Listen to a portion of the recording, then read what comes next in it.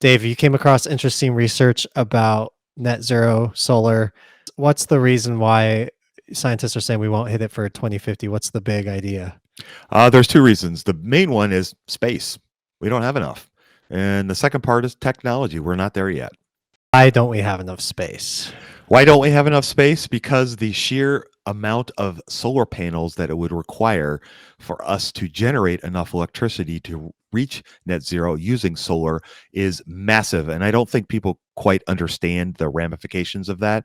This little picture here that we're showing, it would take the entire state of New Mexico to cover with solar panels to be able to reach a net zero by 2050. That is, according to this article, 51.4 billion solar panels. And those are 350-watt solar panels.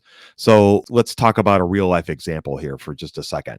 A 1 megawatt solar farm in North Carolina runs on 5,040 solar panels and takes up approximately 5 acres. That produces 1.7 kilowatt hours per year. Not very much. The farm gets about 5 to 6 hours of sunlight per day, and that produces enough electricity for that. So if we wanted to replicate that on a larger scale, we're looking at 92.7 billion solar panels or 54.1 million acres. That's a huge amount of space. Let's talk some more numbers about space. Instead of covering the state of New Mexico or Arizona, we could cover 11 of the smaller states like South Carolina, West Virginia, Maryland, Vermont, New Hampshire, Massachusetts. You kind of get where I'm going with that. And we'd still be about 4,000 square miles short if we stuck with other states, bigger states. For example, Alaska, 20%. 44% of Texas, 74% of California, and 79% of Montana. All right, let's go outside of the United States. Let's talk countries. We'd have to cover Ecuador, New Zealand, United Kingdom, Ghana, Belarus, Cambodia, Uruguay, Greece, and South Korea, and we would still be short. So we're talking massive, massive amounts of space that would be required of solar panels. Now, here's the reason why. If we look at these two charts that we have here on the screen, these both show the electricity generated over the last 10 years or so. And as you can see, there's a kind of a steady gradual climb up. Right now, it's growing at around 3% a year, roughly the same amount as the GDP of the United States. And projections are that that will continue to 2050.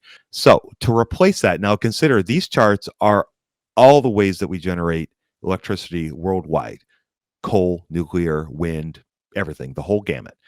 To use solar to replace all of that, we would have to cover these states or countries that we were just talking about, huge amounts, vast amounts of territory. The other issue is that technologically, the solar panels only generate around efficiency around 20%, 25% of all the sunlight that they capture gets converted into electricity because of the inefficiency of how the panels convert that radiation into electricity. And therein lies a big issue with the technology. The other bigger issue is batteries. We don't have batteries big enough that could store all of this power globally. It's a huge technological leap that we have to overcome, and we're not there yet. And so these are the big reasons why solar is going to struggle to overcome the overall net zero problem. Now, there is an idea that I'd like to, I guess, explore a little bit. Researchers at Stanford University, smart people, have determined that solar is highly unlikely to be the end all be all for renewables. Rather, they are much more excited about the possibilities for wind power. And they think that a combination of wind and solar and hydro will be the path to lead us to greatness, if you will, to get to net zero. So the advocates that are pushing the solar, there's no question that the sun generates enough radiation here on the earth for us to generate enough electricity. We simply don't have the technology to capture it efficiently at this point. We may some point in the future, but right now we don't. And along with the battery issue, we just aren't there yet.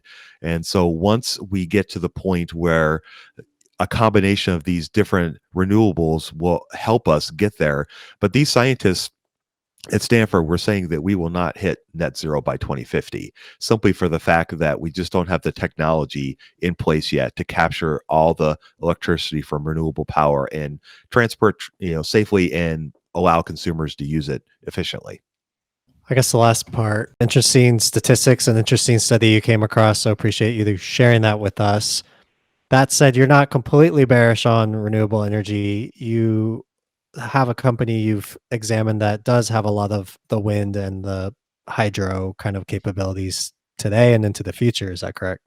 That is correct. Yeah, Brookfield Renewable Energy is a great company that's definitely embracing this idea of renewable energy. And I know you did do a video on that. So if people are interested in learning more about that company, check out the video that Dave did on Brookfield Renewable.